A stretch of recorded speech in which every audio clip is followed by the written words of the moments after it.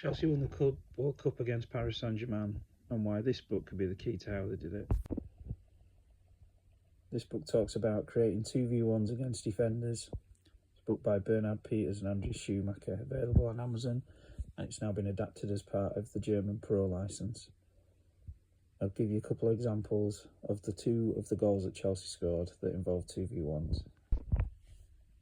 So for Chelsea's second goal, the ball got played forward to Cole Palmer, who was trapped by Vitinha, who was in a back three at the time when PSG were in possession.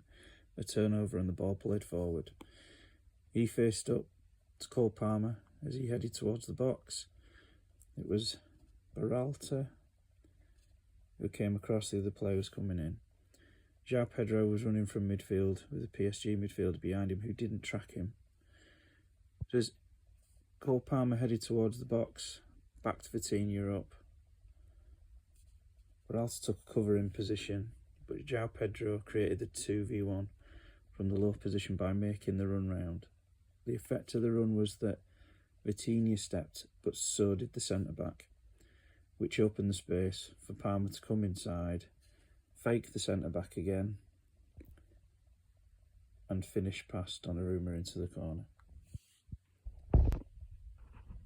The third goal was also an example of a 2v1, but it was also a good example of why our 20x20 method works. This was the picture as Cole Palmer started to run with the ball. João Pedro ahead, Gusto on the wing, Neto on the far side, and Fernandes was trying to get up as well. PSG had Vitinha chasing, Mendes, Berhalter, Marquinhos and Hakimi was trying to track back.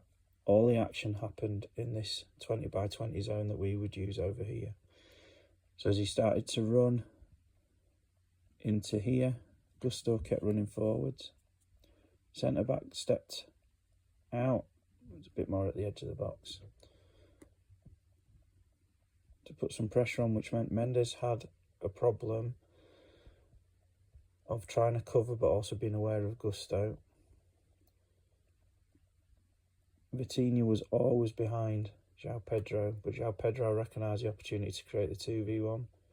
So he started to run, Vitinha didn't track, and then as the ball got slid through, he was 1v1 with Donnarumma, who came out and he just lifted it over him into the net. But another example of how small group play and the 2v1 actually created the goal and the problem for PSG.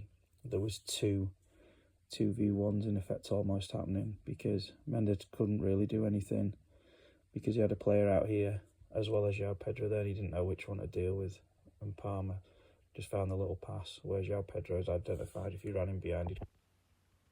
So Andrew Schumacher in his video with Modern Soccer Coach, which is available on YouTube, talked about 1v1 practice and how it removes the element of decision making to create the 2v1. So how would we train to take players from 1v1, where they've only got one person to focus on, to then being in small group scenarios where they can practice creating 2v1s and exploiting the defence. So we're going to have a quick look at this 20x20 area here that Chelsea exploited well on both the goals, but we'll open it up a bit to make it a bit easy to see. So we'd coach this in our little 20x20 zone. You could have 2v2, you can have 3v3, you can have overloads, underloads. You could recreate the Chelsea scenarios by having a player start outside these little exit zones. The player could start off dribbling in, like Cole Palmer, to see if this player can recover and get back if they take too long. How they can create 2v1s. See, 2v1s come from either a player in front, player at the side, or a player behind, which gives a decisional problem to this player. So if you've got a player that's running free, they've got to decide if the 7's clever and pulls off. 3's got to decide, do I step to the ball, in which case they're going to 7, or do I step to 7 to block the pass, in which case they're coming through. It's that decisional problem that you're trying to create. If it's a player from in front, what might happen there is that 10 might play there, so that 3's dealing with 7, and as the player makes a run like an overlap, 3's got that problem again. Do I go with the runner? Because if they don't go with the runner, they'll slip them in. And if I do go with the runner, then they can just turn and either dribble through or potentially create another issue there where they can play in. And that was the kind of ideas that Chelsea were using to exploit. You could add a coach in so that the ball can be fed in from different angles, and all you're asking players to do is try and solve the scenarios.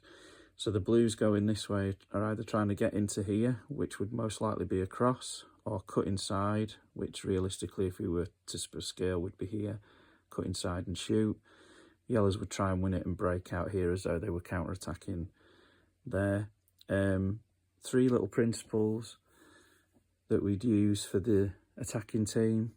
Try to not be in the same zone as your teammate.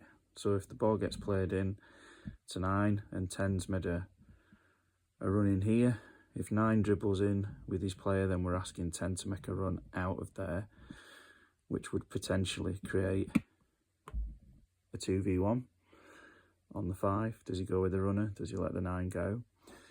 Another principle is always to protect the exit. So if 10 makes a forward run and was to get played, but say 5 sort of sat, then 9 would rotate to protect the bottom line so that we're not overly exposed. And the third principle is just, as we've shown there, is constantly trying to create 2v1s, which involves combining and moving.